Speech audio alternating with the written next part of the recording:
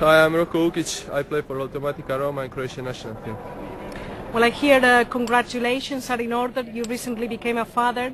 Yeah, that's true. Thank you for congratulations. I just got my baby like 1 month ago. It's totally new life, but it's a great experience. I'm very happy about it. Is she keeping you awake at night? Yeah, a little bit, but you know, my wife take care about this stuff, so I'm pretty cool. Rocco, how has your lifestyle changed since coming to Rome, and also your work, as it were, changed since joining a team like L'Automatica Roma? It's changed a lot, you know. It's new city, new club, new organization. Everything is different, you know, but same. It's the same level of competition, was the most important thing that I played last 2 years. I come in one new position when I'm starting point guard, got lots of minutes, you know. I need to take care about my team.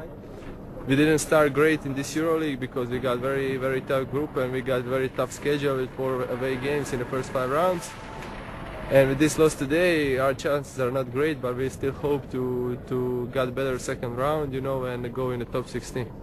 Of course, you play under coach Jasmin Repesa in the Croatian national team and also here at Roma. How important was it for you to be under Repesa here? It's important a lot, you know, because he's the guy who coached me when I was 15 years, first time put me in a senior basketball, and he for sure know my good stuff, my weaknesses, and he will try to improve my game, and he will help me a lot as a coach. Of course, he got confidence in me because that he brought me here, and I really enjoy to play for him. And just one final question, what can we expect from Croatia next summer? We will see, you know. First of all, we need to stay healthy of the team, and we will see. I hope we will be in a full team, not like last European Championship. And for sure, it will be pretty tough because we will be against 11 very good teams for qualification. But our goal is clear. We need to reach this first 3 position, and after 12 years, first time go on Olympic Games. Thank you. Thank you, man.